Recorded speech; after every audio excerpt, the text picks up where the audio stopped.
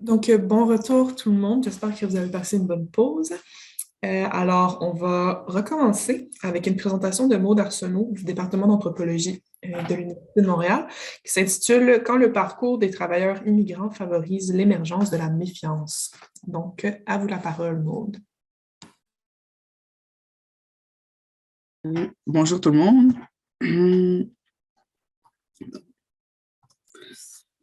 Hum, moi, je vais vous ramener, après Haïti et la Chine, je vous ramène ici au Québec. Je vous présente aujourd'hui, excusez-moi, mon projet de thèse, en partie, là, je ne vous présenterai pas toute la thèse, mais en partie, donc le parcours des immigrants qui favoriserait l'émergence de la méfiance. Pour vous remettre en contexte, environ 9% des lésions professionnelles au Québec nécessitent de la réadaptation. Puis ces 9%-là représentent 55% des dépenses de la CNSST.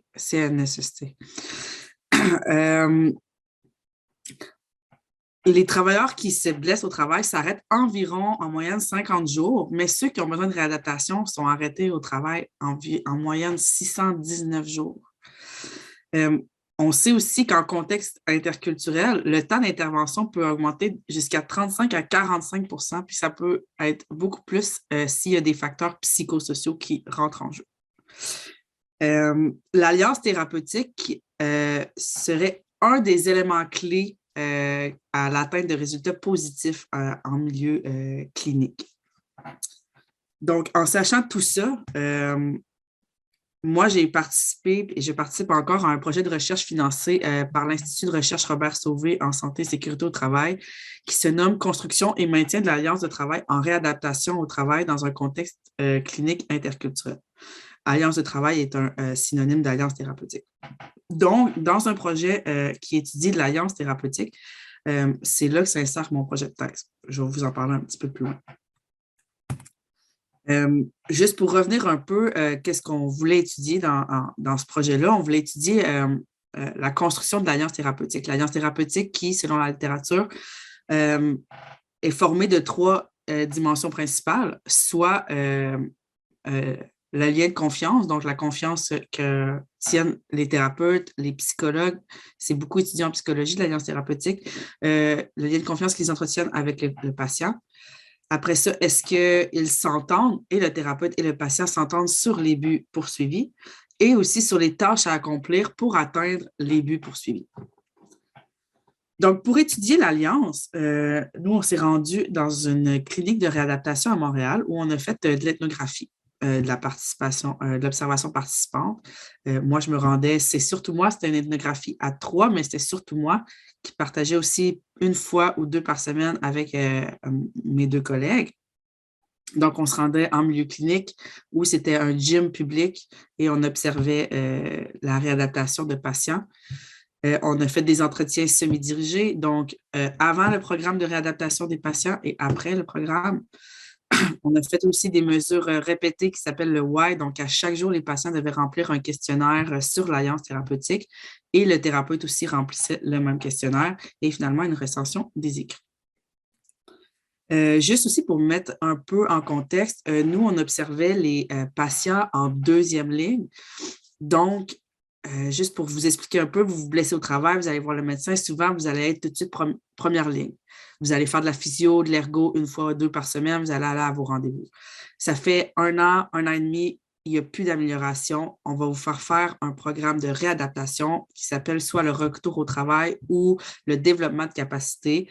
Là, cette fois, vous allez avoir un nombre de jours payés par la CNSST, souvent c'est 20, et vous allez aller en clinique. C'est un programme interdisciplinaire, donc vous allez avoir un kin, un psy, un ergo, un physio, et vous y allez, mettons, si vous êtes dans ce même type de programme-là avec la SAC, ça va être temps plein, mais avec la CNSST, vu qu'ils donnent un nombre de jours, eux vont essayer d'étendre. Donc, vous y allez 2-3 fois par semaine pendant X semaines. Et vous passez votre journée là. Vous avez un programme d'entraînement que vous devez suivre. Puis à chaque jour, 1 ou 2 fois par semaine, vous voyez en privé votre physio, votre ergo. Mais sinon, vous êtes dans le gym avec les autres. Donc, je veux faire un zoom-in sur une des trois dimensions, qui est le lien de confiance. En contexte pluriethnique, ce que la littérature nous a dit ou des projets passés, des projets de recherche passés, c'est que oui, il y a une barrière linguistique et culturelle qui pourrait créer une certaine distance relationnelle et avoir un impact significatif sur l'alliance. Mais en plus de la distance culturelle, ça c'est le mot utilisé par les intervenants, ils disent qu'il y a d'autres facteurs qu'ils n'arrivent pas à saisir, qui briseraient ce lien de confiance-là. Moi, je pense que ces facteurs-là pourraient être fortement liés au parcours des travailleurs. Par exemple, dans leur parcours, la stigmatisation, la surqualification, le sentiment d'injustice. Donc, en contexte pluriethnique, il y a des dimensions qui viennent jouer sur ce lien de confiance-là. Fait que moi, je faisais le projet, je faisais l'observation, les entrevues, puis c'est quand je faisais les entrevues, surtout, il y a quelque chose qui se passait. Je me souviens, une des entrevues, elle répétait, c'est la deuxième entrevue que ça arrivait, elle me répétait, non, mais moi, j'ai toujours travaillé honnêtement, je suis honnête, je mens pas, je suis arrivée ici au Canada, je ne suis pas pour profiter. Elle répétait trop souvent cette phrase-là ou ce type de phrase-là pour que ce soit comme, ça n'avait pas rapport nécessairement avec mes questions. Puis c'est là que je me suis dit, il se passe quelque chose. Cette personne-là se méfie de ce que je pourrais peut-être faire avec ce qu'elle dit. Puis non seulement elle se méfie, mais cette méfiance-là va faire en sorte qu'elle agit d'une certaine manière. D'où la question d'étudier la méfiance dans le parcours de ces travailleurs-là. Donc, le concept de méfiance dans la revue de littérature, il est peu étudié. C'est le constat général. Il est souvent juste défini comme une absence de confiance. Après ça, ceux qui étudient la méfiance comme un objet en soi, ils vont mettre l'accent sur la dimension d'intention. Puis aussi, ils vont rarement donner une définition du type de méfiance. Donc, est-ce que la méfiance est systémique ou elle est interpersonnelle? Ça, je pense que ça va être important éventuellement dans ma thèse de différencier ces types de méfiance-là. Lorsqu'elle est étudiée, elle est souvent associée aux communautés noires des États-Unis, aux communautés LGBTQ et en lien avec le sida. Donc, il y a une certaine méfiance historique de ces communautés-là. Finalement, elle est peu étudiée avec les communautés immigrantes. Elle est très rarement étudiée dans le domaine de la réadaptation et à date, je n'ai recensé aucune étude qui croisait réadaptation, immigration et qui parlait de méfiance. Donc, le cadre théorique que je veux utiliser pour étudier la méfiance, c'est un peu l'idée qui rassemble les idées de Luhmann et de Simmel. Eux voient, ils parlent surtout de confiance, mais je voudrais voir la méfiance de ce même angle-là. Ils voient la confiance comme une réduction de complexité au monde, puisqu'on a une insuffisance d'informations.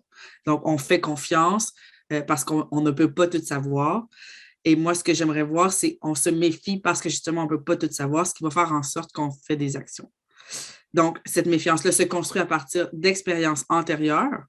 Donc, je veux voir ici la confiance, mais moi, je devrais voir la méfiance comme une relation au monde puisqu'elle soutient une extrapolation effectuée à partir des informations disponibles. Donc, dans le cadre de cette thèse, la méfiance sera considérée comme une tradition à la Gadamer à partir de laquelle les individus analysent leur environnement, complètent l'information manquante et ajustent leur comportement, attitude. Donc, pour mon cadre d'analyse, j'utilise un article que Cher a écrit sur justement la méfiance. Il a fait la méta-analyse de 3 terrains ethnographiques qui étudiaient la méfiance pour voir les points communs entre la méfiance pour qu'on puisse l'étudier. Donc, ce que l'auteur nous dit, c'est qu'il y a des sources de méfiance. Donc, premièrement, les configurations sociales. Est-ce que les... Puis là, il n'y avait aucune étude ethnographique qui se faisait en terrain de santé ni en immigration. Les terrains qu'ils regardaient, c'était, si je me souviens bien, c'est en contexte de guerre. Oui, ils regardaient ceux qui étudiaient les demandes de réfugiés. Puis bon, je ne me souviens plus des 2 autres. Donc, la méfiance prend source dans les configurations sociales selon les types de vulnérabilité des populations qui se méfient. Excusez-moi. Elle prend source dans des expériences négatives, donc des trahisons, des échecs, des déceptions, des attentes, Excusez-moi, j'ai la COVID, puis je tousse.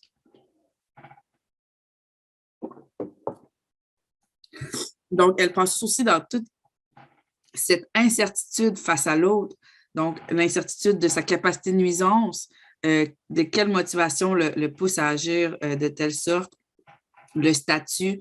Là, le statut, je me souviens qu'il parlait surtout en contexte de guerre ou où il ne savait jamais la personne avec qui il parlait s'il faisait partie du camp 1 ou 2. Les allégeances des personnes et aussi une des sources, c'est la socialisation. Et là, la socialisation, il parlait de ceux qui étudiaient les demandes de réfugiés, qui étaient socialisés à se méfier des demandes qu'ils évaluaient. Donc, manifestation de la méfiance, on pouvait regarder une attitude de prudence. Donc, les personnes, ils se retiennent, ils choisissent bien leurs mots, ils se dévoilent peu. Ils faisaient une certaine forme de contrôle d'autrui. On surveillait, on regardait, on s'assurait que l'information était véridique en ayant plusieurs sources d'informations.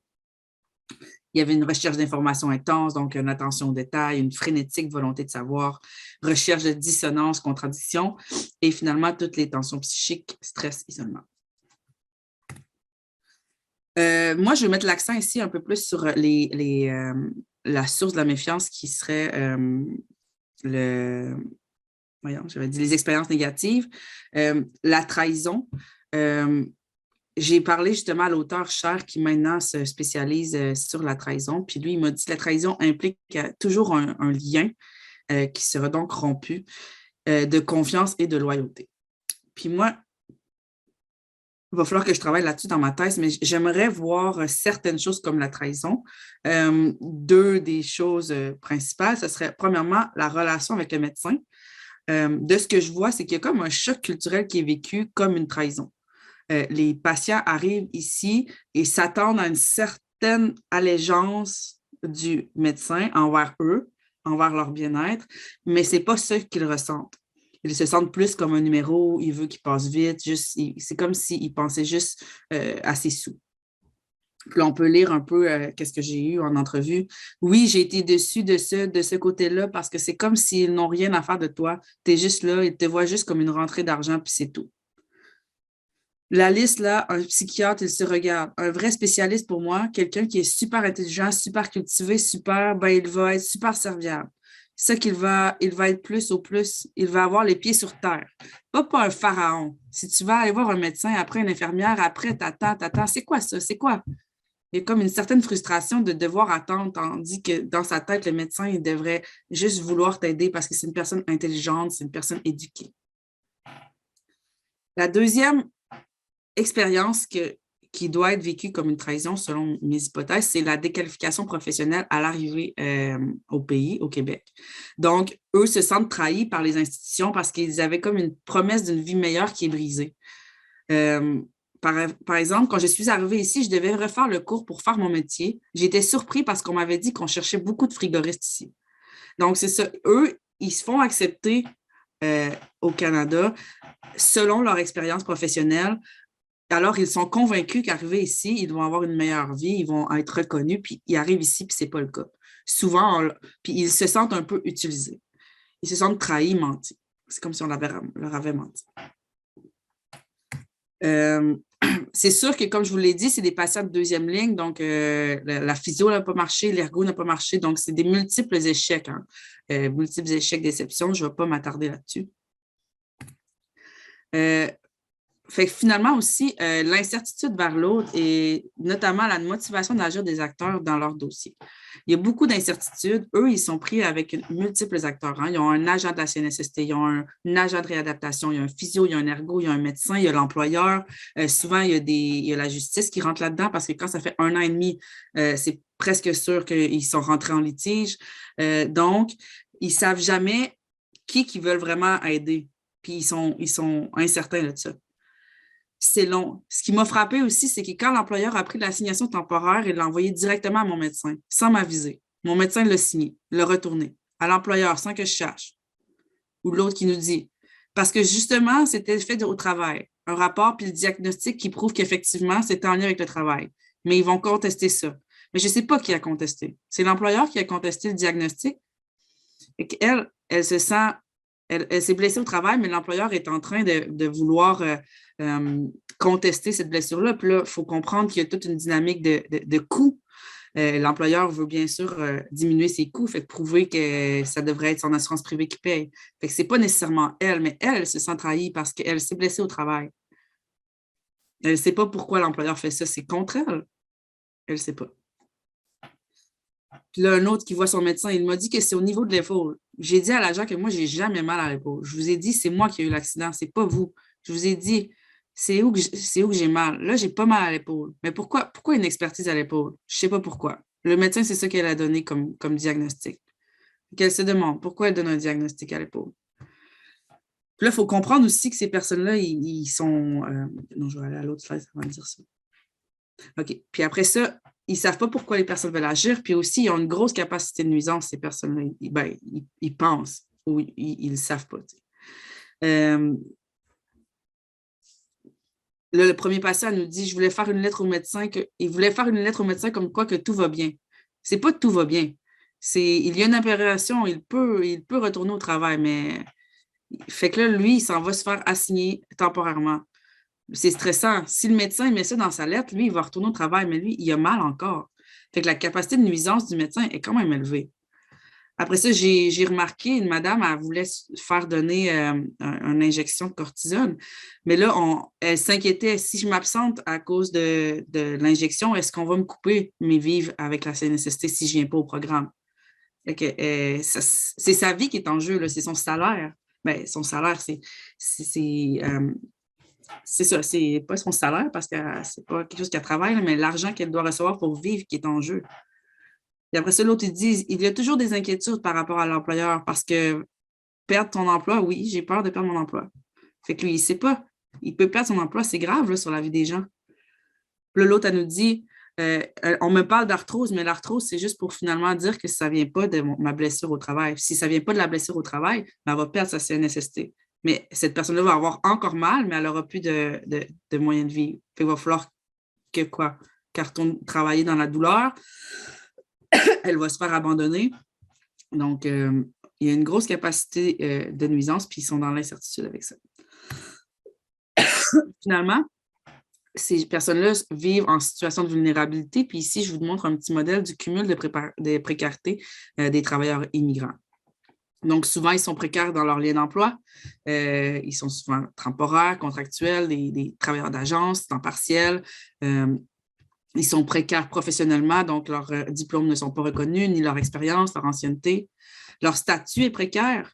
Ils n'ont pas leur résidence. C'est des travailleurs étrangers temporaires qui sont liés à un seul employeur. C'est des réfugiés, ils sont en attente de statut. Et finalement, une précarité économique, surtout là, avec la CNSST. Là, je ne vois pas avec ça mon vidéo. Je ne sais pas combien de temps il me reste. Attendez. Il reste 2 minutes 15. OK, ouais, c'est bon, c'est parfait pour le temps. Ah, nouveau partage. OK. J'étais justement en train de finir. Est-ce que vous voyez là? Oui, OK. On voit, mais pas plein écran, dans le fond. OK, bon. Ah, j'ai pas voulu. OK. Puis finalement, il faut penser aussi qu'ils sont beaucoup en situation de vulnérabilité par la douleur. Ces patients-là, après 1 an et demi, sont en douleur chronique, ils sont isolés, ils ne vont pas travailler, ils sont stigmatisés de par leur statut d'immigration, des fois, par leur origine, mais aussi parce qu'ils sont des travailleurs de la CNSST. On connaît tous le stigma sur les gens qui profitent de la CNSST.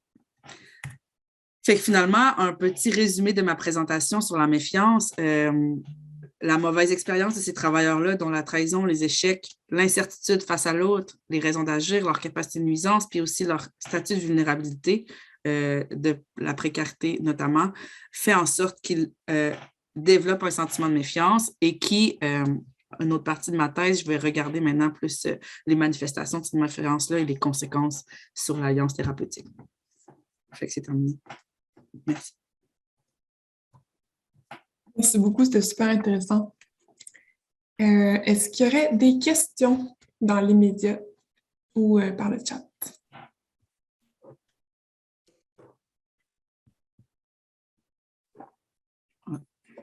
On a une question dans le question-réponse. Alors, très intéressant comme sujet et comme présentation. Merci. Je vois que Simel est mobilisé Ouais, pour cette question sur la confiance, mais en lien avec la place de l'herméneutique de Gadamer, les traditions. Dans ta démarche, penses-tu prendre aussi le parti, dans guillemets, l'étranger de Simel pour voir comment excuse-moi, c'est long comme question, pour voir comment peut se vivre la distanciation culturelle entre les travailleurs migrants qui tentent ou non de négocier leurs bagages respectifs pour s'insérer dans le système du groupe majoritaire. Je peux copier la question dans le chat. j'ai vu. Ben, pour l'instant, ça ne fait pas partie de mon code théorique, mais c'est intéressant. Je vais le regarder. Je m'intéresse vraiment pour l'instant ben, je me suis concentrée sur le code d'analyse de chair. Puis la méfiance, je suis en train de la définir. Hein, fait que je suis à l'étape de faire la revue de littérature de ce qui s'est dit. Puis après ça, ben, je vais conceptualiser qu'est-ce que je peux faire avec ça. Mais ça va faire partie d'un article de thèse, ça fait que je ne suis pas encore rendue là.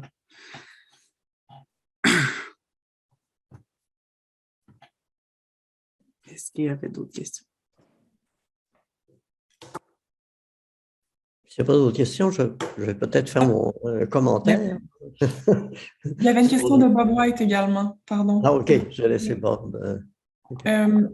Monsieur White, est-ce que vous voulez prendre la parole ou je lis la question? Je peux la lire. Est-ce que tu peux élaborer davantage sur l'idée de trahison? On pourrait considérer cela comme une variable culturelle. Ben, j'aimerais bien. Tu me suis dans mes idées, Monsieur White. Ouais, je travaille sur des projets sur la discrimination. Puis je me demande, c'est l'idée que je suis en train d'élaborer, si toute cette discrimination vécue, puis ça pourrait être les trahisons vécues, pourrait devenir une variable presque culturelle de ces personnes immigrantes. Donc, ce ne serait pas la culture d'origine peut-être, mais je pense que puis c'est ce que j'essaie de faire en ne pas parlant de culture de ces personnes-là, c'est voir un peu comme l'immigration comme une culture en soi, hein, parce que ils se créent des expériences à travers laquelle ils vont lire la réalité. Puis ensemble, ça va devenir c'est quelque chose que tous ces immigrants-là vont partager. Donc oui, la trahison, je pense que ça pourrait être vu comme pas une variable culturelle parce que je pense que tout le monde va la vivre différemment, cette trahison-là, mais c'est quelque chose qui va rassembler en tout cas ces travailleurs immigrants ou ces immigrants-là. Ils sont trahis par le système à plusieurs étapes parce qu'ils s'en viennent ici en pensant que le système va les aider. Ils ont cette idée-là des institutions canadiennes qui est présente, puis finalement, c'est presque si le système mettait des barrières dans les roues. Puis surtout la CNSST, qui est un système, je ne vais pas commencer là-dessus, là, mais c'est un système vraiment fait bizarre qui va. Et c'est dire qu'il favorise le travailleur. Fait que oui, tu penses qu'il y a un système qui est là pour te protéger, mais finalement, tu rentres dedans puis tu te rends compte que tu es contre ton employeur. Ton employeur, s'il t'aide plus, ben, il va payer plus. Fait que ça va comme. C'est vraiment un système bizarre. Avec le médecin aussi, c'est toute une idée de. Un agglomérat d'acteurs qui fait en sorte que je pense qu'ils se sont trahis à multiples reprises, ces immigrants-là. Puis ils se sont sentis trahis par leur immigration souvent. Puis ils rentrent à la CNSST, puis ils se sentent trahis par ces institutions-là. Fait que est-ce que c'est une variable culturelle? Ça dépend. Si tu veux regarder, faire des formations interculturelles, puis regarder qu'est-ce qui rentre en jeu dans les relations, c'est sûr que cette trahison-là en est une. Mais je ne suis pas sûre que c'est la trahison, mais la trahison qui a créé la méfiance en est une, ouais. Je ne sais pas si ça répond à ta question. Cadre institutionnel et le développement entre les cadres. Qu'est-ce que tu veux dire par les cadres institutionnels? Peut-être débloquer le micro de Nicolas. Nicolas.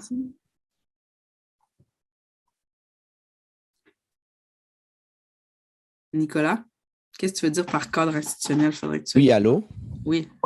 Oui, en fait, je me demandais parce que, en fait, je m'intéresse au racisme systémique et en fait, je me disais que je comprends les cadres institutionnels comme l'ensemble des statuts, des lois ou des dispositions légales, socio-juridiques qui permettent l'expansion du racisme systémique.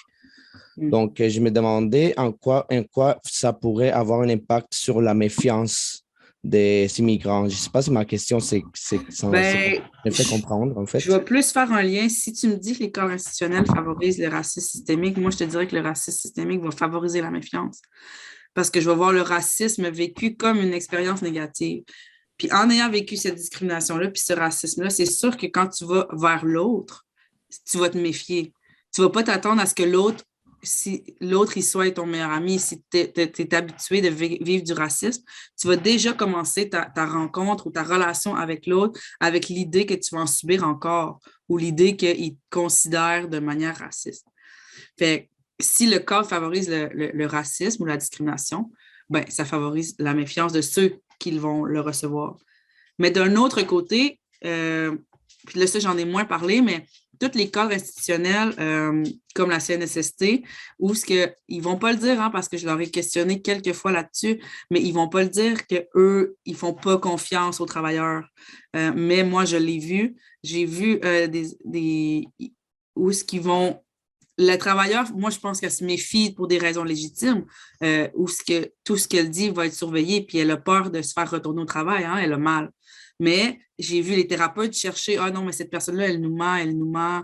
Ils sont comme aussi socialisés à chercher le mensonge pour être sûr que ce n'est pas des profiteurs. Donc, je pense que le cadre aussi institutionnel, comme tu vas dire, favorise cette méfiance-là chez les travailleurs du système envers les personnes immigrantes. D'accord, merci. Mais en fait, il me semble qu'il y a beaucoup d'institutions qui se placent du point de vue que tu es un délinquant en partant. C'est-à-dire que tu es là pour tricher. Et je pense que pour les immigrants, c'est encore pire. Mais en fait, moi, je vois ça à l'Université de Montréal. C'est-à-dire aux finances, là, ils refusent les demandes qu'on fait parce que les profs trichent. C'est-à-dire, autrement dit, c'est leur position initiale. Et je pense que pour les travailleurs immigrants, c'est encore pire parce qu'il y a plusieurs raisons pour lesquelles ils se sentent trahis. La première étant que le service d'immigration, que ce soit Québec ou Canada, fait de la fausse représentation. Hein. Et ça, moi, j'ai parlé à plusieurs immigrants qui m'ont dit, on nous promet telle chose et on arrive ici et c'est pas du tout comme ça. Et une des choses que l'on ne mentionne pas souvent, c'est que votre qualification ne sera pas reconnue. Et on dit, on a besoin, par exemple, de personnes dans tel domaine, et on les fait venir, mais on leur dit, mais vous ne pouvez pas pratiquer tant que vous n'avez pas suivi tel ou tel cours. Hein, 1 an de cours de pharmacie ou 3 ans de cours de médecine, ou pour des travailleurs comme le frigoriste que tu mentionnes, c'est-à-dire suivre des nouveaux cours. Et donc, la fausse représentation du gouvernement est le premier point, je pense, la première trahison. Le premier mensonge, en fait. Hein. Et je pense que pour les gens, déjà, il y a une méfiance qui survient dès le départ quand on arrive. Et ça s'accumule par la suite. Oui. Ben, c'est un peu mon idée. Je voulais regarder comment ces parcours-là faisaient en sorte qu'une fois qu'ils arrivaient au moment où moi j'ai observé, ils se méfiaient déjà. Pour différentes raisons, dont moi, je pense que la première, c'est ça, c'est cette déqualification-là. Ils se font sélectionner spécialement pour leur qualification, mais arrivés ici, ils ne peuvent pas reconnaître cette qualification-là. Donc oui, c'est sûr que c'est comment favoriser la confiance dans les institutions. Puis là, ils arrivent ici en clinique où le physiothérapeute représente cette institution-là, mais ils se méfient déjà. Et ils ont raison de se méfier parce que, comme tu dis, on considère souvent qu'ils sont peut-être des tricheurs. C'est-à-dire, donc, ce qu'on essaye de prouver, c'est qu'ils ont pas mal et qu'en fait, ils sont réhabilités et donc, ils doivent retourner au travail. Deuxième question, pourquoi l'anthropologie ne s'intéresse pas plus aux approches interactionnistes? Ben, je ne sais pas, tu veux-tu répondre, Bob? Grosse question, là. Moi, je présentais sur la méfiance. Je faisais pas le... Voyons, comment on dit? Je cherche mes mots, là. Je faisais pas la réflexion sur l'anthropologie. Pourquoi? Parce que souvent, de ce que je remarque à l'anthropologie, c'est que on va avoir cette idée-là que pour bien comprendre, il faut beaucoup de temps avec une communauté. Puis quand tu es dans une approche interactionniste comme moi, je sais qu'il y a sûrement des facteurs culturels qui rentrent en jeu, mais je sais que non plus, je ne peux pas étudier toutes les cultures en profondeur des patients que je rencontre. Tu sais, j'en ai 2 ou 3 qui sont mexicains, ils sont haïtiens, ils viennent d'Afrique du Nord. Puis je ne peux pas rentrer dans ces dimensions culturelles-là parce que je serais qui pour dire que c'est culturel quand je les connais depuis 2, 3 jours. Tu sais. Ça tomberait tellement dans une sorte de zoologie. Donc, c'est sûr que si l'anthropologie se base sur une idée qu'il faut que tu connaisses en profondeur une population, une communauté pour pouvoir parler de leur culture, cette approche interactionniste-là ferait en sorte qu'il faudrait passer du temps très important dans les 2 communautés en rencontre. Puis là, est-ce que c'est juste 2 communautés? Dans mon cas, on parle de tellement de cultures, oui, la culture québécoise, mais toutes les cultures des personnes immigrantes. Après ça, on parle de la culture professionnelle, la physio, l'ergo, c'est différent, la culture organisationnelle, la CNSST, la culture immigrante, justement, comment ça s'organise ici. Ça serait tellement compliqué.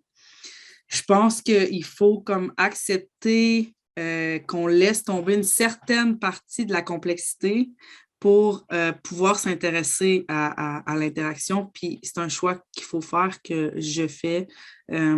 Je laisse tomber justement cette partie-là de la culture, même si je pense que c'est un facteur, mais ici, je m'intéresse à certains facteurs dans leur parcours migratoire. J'ai fait le choix de délaisser un côté de cette complexité-là. Je ne sais pas si ça répond à ta question, qui était... Oh. Dans le fond, ça conclurait la période de questions comme telle pour ta présentation, Maude. Mais on peut peut-être enchaîner, M. Bernier, si vous voulez, avec la période de table ronde, mais on peut entamer la discussion, si vous voulez, avec la question de Roxane dans le chat également. Je vous laisse. La question de Roxane, c'était quoi exactement? Dans le chat, donc, est-ce que la méfiance peut mener davantage à une position anti-discrimination où le dialogue demeure envisageable? Pardon. Bon. Il y avait cette question-là aussi, puis le but, ça va être de faire participer un peu tout le monde. Là, donc, est-ce que la méfiance peut mener davantage? Moi, je pense que oui. De ce que j'ai remarqué, c'est que les personnes se faisaient souvent discriminer parce qu'on pensait justement qu'ils étaient menteurs. Puis moi, je pense que le mensonge, c'est sûrement une manifestation de la méfiance, mais il vient de quelque part. Ils se méfient pour une raison, pour diminuer la complexité de leur monde, mais aussi pour se protéger. Fait que oui, ils sont menteurs, mais c'est juste cette idée-là d'intention ne sera plus la même. Puis c'est ça que je veux ramener un peu dans mon projet de recherche, c'est comme ces personnes-là mentent ou cachent de l'information pour se protéger au final.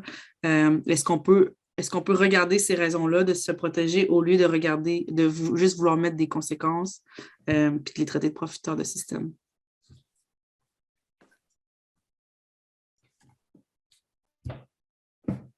S'il n'y a pas d'autres questions, est-ce qu'il y en a une autre? Non, je pense que c'est beau. Ouais. Bon, je vais faire juste un commentaire rapide, mais en fait, je vais commencer avec le sujet du colloque, c'est-à-dire en fait la mondialisation, la globalisation. Il est clair évidemment que les 3 présentations ont quelque chose à voir avec ça.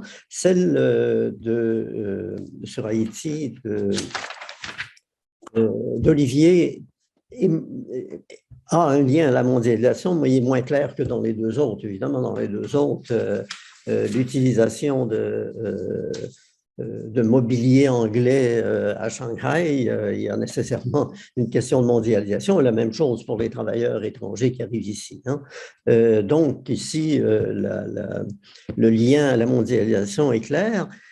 Pour Olivier, il y en a une aussi, mais elle est plus distante, disons, que pour les 2 autres. Et une des choses par rapport à la présentation d'Olivier qui m'a frappé, c'est en fait la redéfinition de la violence hein, dans le système politique haïtien. La violence actuelle n'est pas celle des tontons macoutes du père et du fils Duvalier. Il y a évidemment une reproduction de la violence, mais sous une forme nouvelle. Hein. Et la question que je poserai à Olivier, et il pourrait répondre tout à l'heure, c'est quel est le lien, d'après lui, de cette nouvelle forme de la violence avec les gangs par rapport à la globalisation. Pour ce qui est de Martin, en fait, j'ai une couple de questions. Tu as parlé en fait, de différents idéologiques entre les gens du parti et les gens qui adoptent un style occidental. On sait que les dirigeants chinois s'enrichissent beaucoup en étant au pouvoir.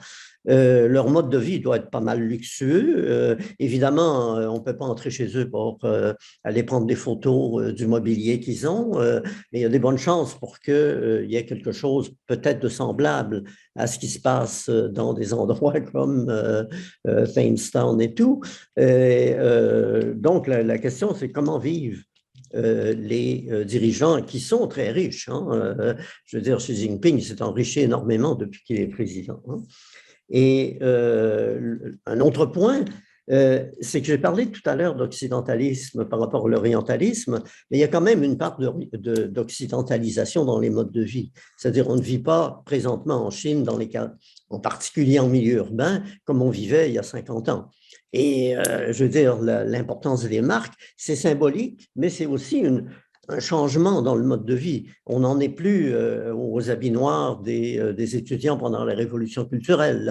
C'est-à-dire, donc, il y a vraiment quelque chose qui a changé et qui a une influence de l'Occident. Par contre, on peut voir, et je pense dans les 3 présentations, les limites de la globalisation. C'est-à-dire que dans ton cas, c'est vraiment l'utilisation symbolique des modèles occidentaux. Ça peut changer une partie du mode de vie, mais il y a aussi la réinterprétation à l'intérieur du cadre habité chinois auparavant avec le mobilier chinois et tout. Et en fait, je passais à Monde. Là, les limites de la mondialisation, c'est vraiment tous les obstacles qu'on met aux travailleurs étrangers qui arrivent ici malgré les promesses qu'on leur a faites. Hein. Et donc, et le racisme qui est toujours présent et qui, à mon avis, disons, ne se renforce pas nécessairement, mais est toujours présent et qui est une limite, en fait, à la mondialisation. Hein. Et en fait, j'ai trouvé ça intéressant avec les liens rompus et en fait, ce que tu appelles les trahisons que les travailleurs étrangers subissent ici en arrivant et qui sont liées à la méfiance qu'on a envers à peu près tout le monde. Hein, mais il y a une méfiance encore plus grande envers les travailleurs étrangers. Hein, et est-ce que ce sont des véritables, pour les réfugiés, est-ce que ce sont véritablement des réfugiés? Et tout le processus, c'est un processus extrêmement complexe. Et en fait, j'ai parlé à des gens qui étaient passés à travers des entrevues comme réfugiés et il y a vraiment on essaye de les coincer jusqu'à un certain point, c'est-à-dire c'est qu'on essaye de prouver qu'ils ne sont pas de véritables réfugiés, hein, plus que l'inverse. C'est-à-dire c'est une démarche plus négative que positive. Hein. Et donc, à mon avis, c'est vraiment un signe des limites de la globalisation actuelle, évidemment qui se fait dans le contexte politique, économique et social du monde actuel dans lequel le racisme existe toujours et on est toujours dans les conséquences du colonialisme occidental hein, qui continue. Évidemment, la Chine réussit à s'en sortir pas mal hein, des conséquences du colonialisme, mais pour ce qui est des travailleurs migrants, par exemple, si on vient du Mexique ou d'Amérique latine, il y a quand même les effets des inégalités au niveau mondial qui sont évidemment une conséquence du colonialisme. Et donc, en fait, c'était ça les commentaires que je voulais faire. Je ne suis pas particulièrement brillant ni rien là, mais peut-être pour lancer la discussion.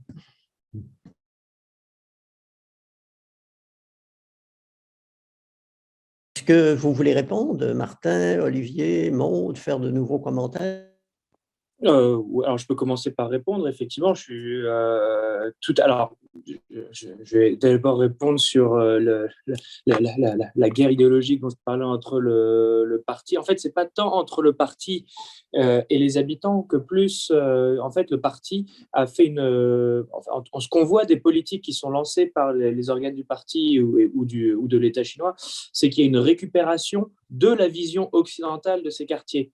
Là où du coup, on va dire des commentateurs, des observateurs étrangers, plutôt urbanistes ou spécialistes des questions urbaines, ont très vite, sur la base de l'analyse de la forme de ces quartiers, proposé une analyse en termes de développement des gated communities en Chine, etc. Mais parce que eux avaient une vision, en fait, ont été pétris des théories néolibérales, postmodernes, etc., propres à la ville occidentale, propre aux villes occidentales, et du coup l'ont projeté sur ce qui se passait en Chine, il y a eu tout de suite ce type de discours de dire que la ville chinoise, enfin, qu'est-ce qui se passe en Chine alors qu'il y a une histoire de l'architecture chinoise très ancienne qui pourrait servir de base pour construire des quartiers aujourd'hui. Pourquoi on va faire de pâles copies de l'Occident? Qu'est-ce que ça veut dire? Défaut d'identité, défaut de culture, manque de support de support prestigieux.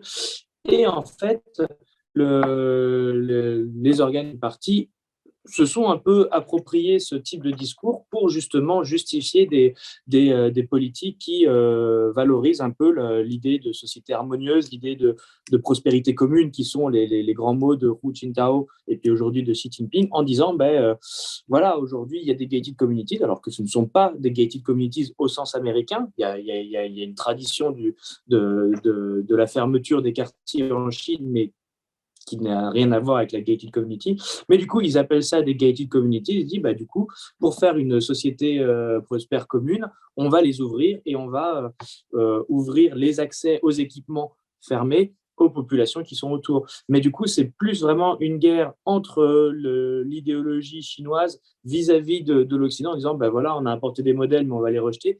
Alors que et forcément, les habitants sont un peu pris là-dedans parce que eux, avec le développement de la propriété privée, ont payé pour des espaces qui sont à leur usage propre et ne veulent pas. Voilà. Donc, c'est dans ce sens-là où les habitants sont pris. Mais après, je suis. Alors, pour parler. Alors, effectivement, c'est plus sur le cadre de l'idéologie, parce qu'effectivement, les dirigeants chinois, forcément, habitent dans ce type de quartier, même peut-être encore plus luxueux que ceux comme Thamestown, qui ont quand même une certaine un peu hétérogénéité sociale, de par la diversité des logements qu'on peut y trouver. Mais bon, ça, là, je n'ai pas eu l'occasion d'y rentrer, et encore moins peut-être en tant qu'occidental. Mais sinon, je suis tout à fait d'accord sur l'idée qu'il y a quand même une occidentalisation en Chine. Mon propos était surtout en fait de critiquer l'idée que l'apparition de ce type de quartier entraînait comme si l'espace étranger était performatif sur les modes de vie, mais que en fait cette forme d'occidentalisation n'est que le résultat des déplacements des populations qui se sont enrichies, qui ont pu aller travailler ou étudier à l'étranger, qui reviennent avec des habitudes un peu hybridées et qui trouvent dans ce type de quartier éventuellement le moyen d'exprimer aussi, parce que moi j'ai parlé des intérieurs, mais la maison aussi en elle-même projette cette capacité à voyager et cette capacité à intégrer quelque chose d'étranger dans son mode de vie. Voilà, c'est plus dans cette idée-là qu'il y a une forme d'occidentalisation, mais qui date d'avant, parce que l'occidentalisation, enfin les rapports entre Chine et Occident, elle existe depuis le 19e siècle, avec l'instauration des concessions mais dans plein de villes chinoises, et c'est juste en fait une forme de pause qu'il y a eu avec l'instauration du pouvoir communiste et du maoïsme, et énormément de choses en fait se retrouvent aujourd'hui, même s'il y a des différences.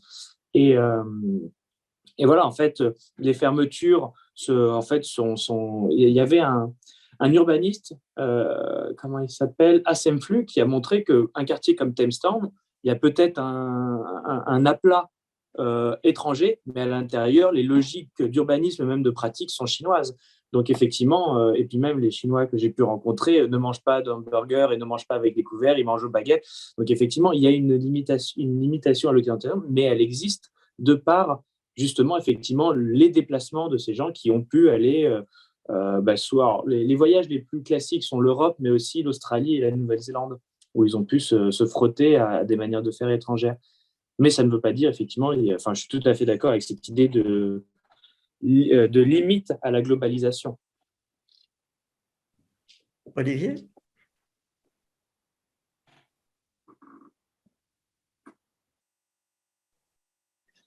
Oui, alors je vais essayer de répondre en 3 points.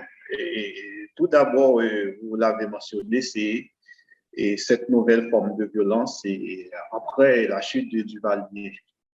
Justement, on a eu en Haïti, après la chute de Duvalier, un duvalierisme sans Duvalier, avec des membres de l'ancien régime qui ont pris le pouvoir et qui ont instauré une situation de terreur en utilisant des groupes paramilitaires. Et au fil du temps, on allait avoir les premières élections dites démocratiques en 1990 avec l'arrivée au pouvoir de Jean-Bertrand Aristide, l'ancien prêtre.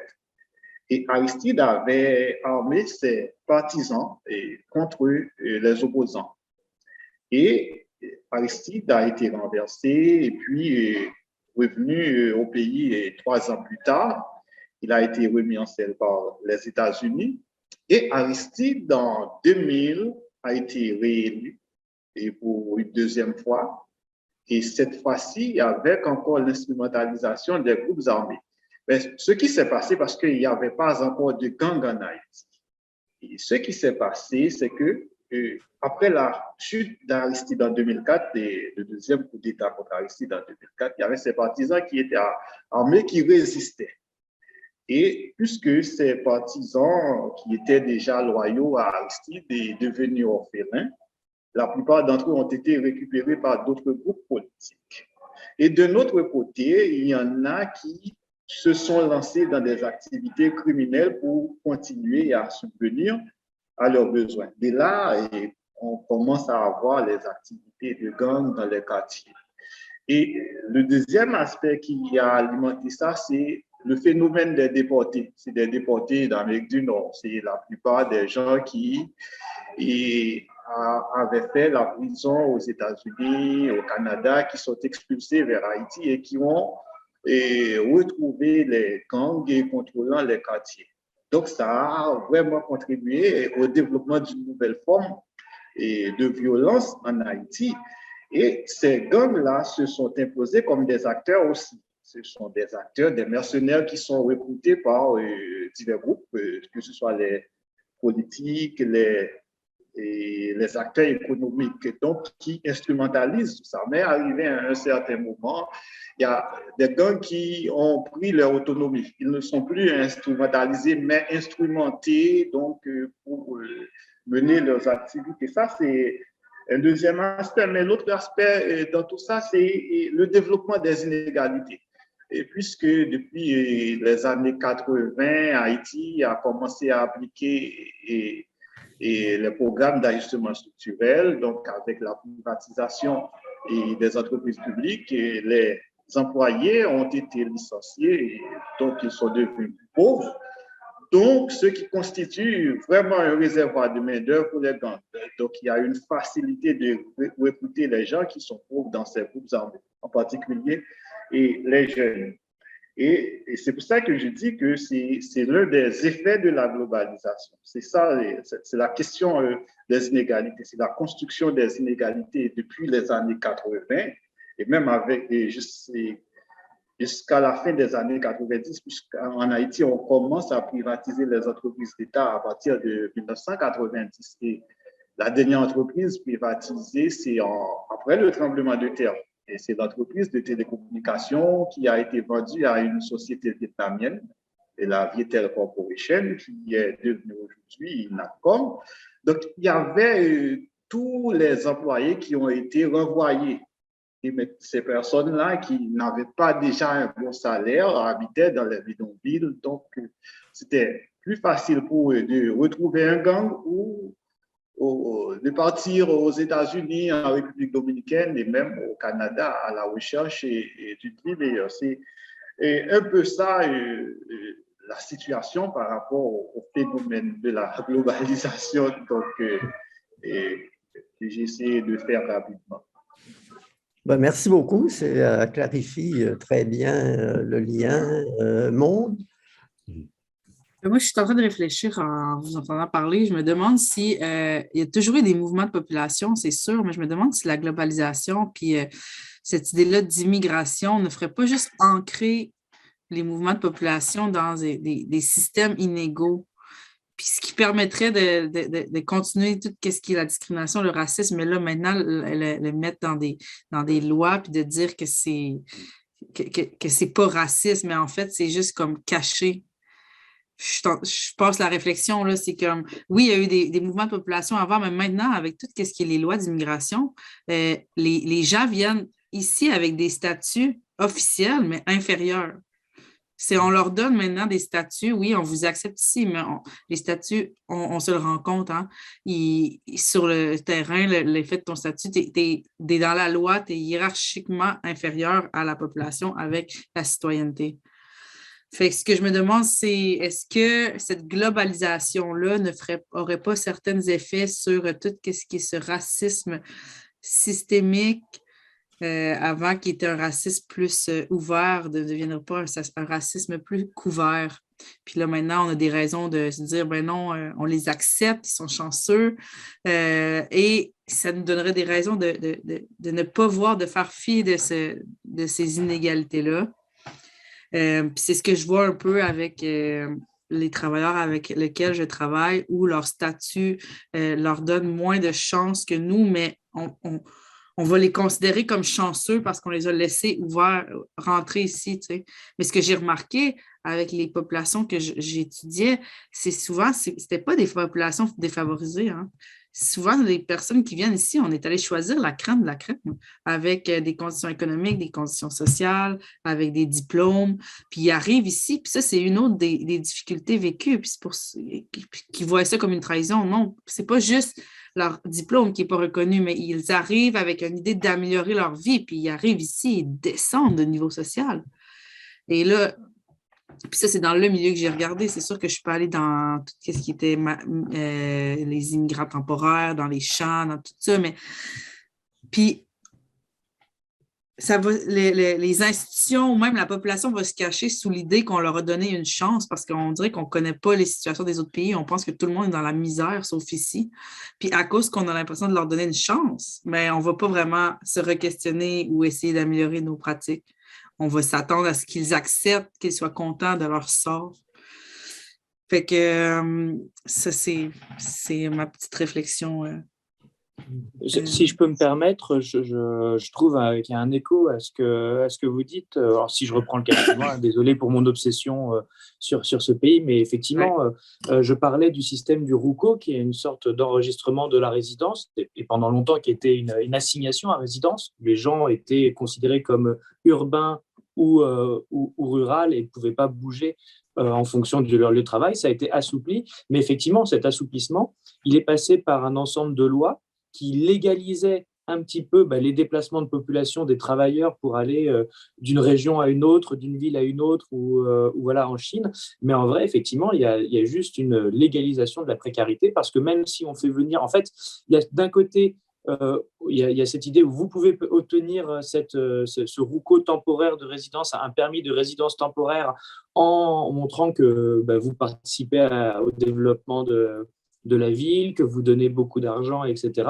Donc, non seulement on profite de ce que peuvent produire économiquement les gens qui viennent et qui ont besoin de ce statut pour obtenir des droits sociaux, etc. Mais en plus, on leur dit quand même que vous restez précaire et que ça reste un permis précaire et que si jamais il faut, on les renvoie dans leur... En tout cas, en Chine, c'est comme ça que ça se passe. Chaque ville a pu assouplir à sa manière le système de cet enregistrement de la résidence, en promettant un peu un permis de résident, mais qui reste temporaire. Et du coup, il y a toujours cette précarité qui fait beaucoup écho à ce que vous dites, où en fait, il y a une légalisation, un profit du gouvernement. Racisme, presque, c'est comme... Oui, effectivement, et de définir des citoyens, des sous-citoyens finalement, parce qu'ils participent à l'effort de développement économique ou autre, mais en même temps, on leur dit, le jour où on n'a plus besoin de vous, on les renvoie ailleurs. C'est Ouais, et légal, c'est donc légalisé, c'est bien. effectivement. Et c'est légalisé. Si c'est légal, c'est bien. Juste C'est la intervenir. ouais, c'est la même chose ici avec les travailleurs temporaires qui peuvent venir dans les champs. Je veux dire, ils sont là pour des contrats de durée limitée. Juste une remarque au sujet du Japon, qui est mon domaine. On a changé les lois. Hein. Le Japon était très strict sur l'immigration, on ne laissait pas entrer grand monde. Là. Mais en 2018, on a décidé de faire deux types d'immigrants. Les immigrants qualifiés, et qui sont en gros les Occidentaux, et des immigrants pour les travaux non qualifiés, parce qu'on a besoin de main-d'œuvre non qualifiée, parce que les Japonais ne veulent pas les faire. Et dans ce cas-là, c'est des gens qui viennent d'Asie pour la plupart, et on leur donne, on fait des contrats renouvelables de 6 mois. Et donc, ici, c'est clairement dans la loi, c'est-à-dire il y a une distinction entre deux types d'immigration qui est peut-être moins claire ici, mais qui existe en fait pour les travailleurs temporaires dans les champs. Le racisme systémique n'existe pas. Non, il n'existe pas au Japon non plus. Je voulais juste mentionner qu'il y avait Hicham qui avait la main levée. Je pense que ça fait un petit moment déjà. Je ne sais pas si... Oui, bonjour. Merci beaucoup pour les 3 présentations. En fait, ma tête d'ailleurs, là maintenant, est en train d'osciller entre les 3 thématiques de la présentation. Je trouve ça très intense. Ça m'a affecté au point d'être bloqué quelque part. Je ne savais plus quoi dire. Et en fait, c'est pour les 3 présentations, ça touche quelque part une population mobile qui a, dans le cadre de la première, voilà, c'était une forme de déplacement interne qui a été forcée. Pour la deuxième présentation, c'était, voilà, c'est une population privilégiée qui s'approprie voilà, une certaine culture occidentale. Voilà, la population mobile des immigrants aussi qui ont choisi voilà, d'aller vivre ailleurs. Et ça, en fait, il y a juste pour éclaircir un peu les choses pour moi par rapport au local, si on peut dire, la globalité dans sa localité, je voudrais juste, ça me fait penser à quelque chose, c'est-à-dire qu'est-ce qu'on peut faire pour ça? Il y a des inégalités qui sont très, très marquantes, des formes d'inégalité, voilà, pour vivre dans un monde meilleur ou bien plus ou moins dans un monde juste, par exemple. Pour les personnes privilégiées, les élites, si on peut dire, qui trouvent dans le voyage une forme de... voilà, c'est un privilège. Est-ce que quelque part, leur privilège ne dépend pas en quelque sorte, du non-privilège voilà, d'autres populations mobiles, par exemple. Et c'est-à-dire, est-ce que c'est juste, ça va être juste une question de qu'est-ce qu'on peut faire pour, voilà, pour améliorer les choses. Est-ce que ça va être juste une question d'empathie, c'est-à-dire voilà, d'avoir l'anxiété de se mettre à la place d'autrui et essayer de comprendre, ou bien reconnaître que, voilà, que le privilège acquis, quelque part, dépend de la souffrance ou bien voilà, les formes de méfiance des autres populations. Les populations mobiles, voilà, qui, le cadre de leur mobilité, c'est pas vraiment, voilà, c'est pas vraiment, je sais pas si c'est clair, non. Finalement, tu demandes qu'est-ce qui pourrait être fait pour... Voilà. C'est difficile de défaire des inégalités parce que ceux qui ont des privilèges dépendent de ceux qui sont en bas de l'échelle. Fait comment ramener des inégalités dans cette situation-là où le privilège de un dépend du non-privilège de l'autre? C'est une question vraiment importante. Je pense qu'il n'y a pas de réponse. Et pour une petite question rapide, j'essaie de regarder un peu tout ce qui est les courants un peu interculturels qui essaieraient de favoriser le dialogue entre ces populations-là et les courants plus en discrimination qui est plus activiste vont avoir des réponses différentes à cette question-là. Donc, l'empathie est venue dans une de ces réponses, c'est sûr, mais l'empathie va être plus dans une temporalité longue. Tandis qu'il y a certaines personnes que eux, surtout anti-discrimination, qui se disent fatiguées aujourd'hui de subir ces inégalités-là et que ça devrait être urgemment enchâssé dans la loi. Donc, on devrait obliger les gens à partager leurs privilèges et les gens d'en bas à pouvoir en bénéficier. Donc, la solution va dépendre de la temporalité sur laquelle tu te vois. Si tu vois quelque chose de plus rapprochement des populations sur un long terme, il va y avoir certaines solutions. Si tu vois des solutions à des problèmes plus urgents dans un court terme, il va y avoir d'autres types de solutions. Pour l'instant, c'est ce que j'ai vu qui se passait sur le terrain, sur les différents types de personnes, d'acteurs qui se posent cette question-là. Je ne sais pas si ça peut donner une piste de solution ou d'idée. Moi, j'adore vous quitter parce que j'ai un cours à 1h et je dois manger et ensuite aller à l'université. Donc, je vais quitter, mais je ne sais pas si Myriam dit qu'on doit conclure, mais en tout cas, je vous laisse et Myriam pourra décider de ce que vous faites. Et merci beaucoup, hein, c'était vraiment intéressant les 3 présentations. Merci beaucoup d'avoir animé. Aussi, moi, je peux aussi rebondir sur la question. Alors, il y a quelque chose qui m'a fait penser quand vous avez dit est-ce que les gens, le déplacement des privilégiés, du coup, je l'ai pris pour mon intervention, ne repose pas effectivement ou ne dépend pas des non-privilégiés, etc. Ça m'a fait penser à toutes les analyses qu'il y avait du développement de Dubaï, par exemple, qui était surtout un lieu où les gens venaient voyager, mais qui s'était construit sur presque du quasi-esclavage des populations qui avaient construit la ville. Donc effectivement, il y a cette question-là qui se pose et alors pour répondre à ce que dit Maud, il y a peut-être deux approches, mais qui sont l'une comme l'autre presque utopiques. Ce serait l'approche par le bas, qui serait de créer pour chaque pays une constitution qui donne des droits équivalents à non seulement ses citoyens, mais aussi ceux qui arrivent, et du coup de créer une égalité complète entre les déplacés qui viennent, les migrants qui viennent dans un pays pour travailler, etc. Mais ça aussi, c'est peut-être utopique et vous avez tous les partis d'extrême droite de chaque pays qui bondiraient, etc. Mais de l'autre côté, alors ça, c'est un cas qui arrive en Chine. Il y a ce côté-là, mais ça, du coup, ça tient peut-être plus de l'utopie dictatoriale. Bon, si on reprend le cas de la Chine, Xi Jinping récemment a parlé d'une prospérité commune où il appelle, il va forcer un peu, les plus riches à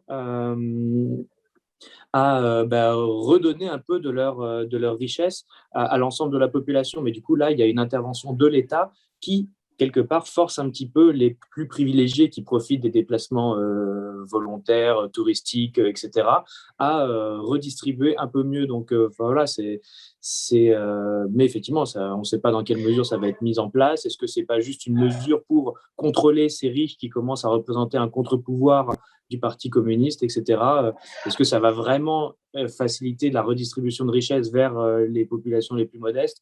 C'est pas sûr. Là, on le voit plutôt comme un moyen de contrôle d'un pouvoir économique par la mainmise du parti. Mais c'est difficile de voir, d'en appeler à l'empathie individuelle s'il n'y a pas une intervention plus étatique, plus gouvernementale dans la gestion de ces inégalités. Merci beaucoup tout le monde pour vos interventions, vos réponses. Merci beaucoup à vous 3 pour vos présentations. C'est ce qui va conclure, dans le fond, notre partie du matin. Donc, on vous invite à revenir à 15h30 pour un bloc plus bioanthropologie. Donc, voilà. Merci à tout le monde d'être venu, puis à très bientôt. Merci beaucoup. Au revoir. Merci beaucoup. Merci. Au revoir.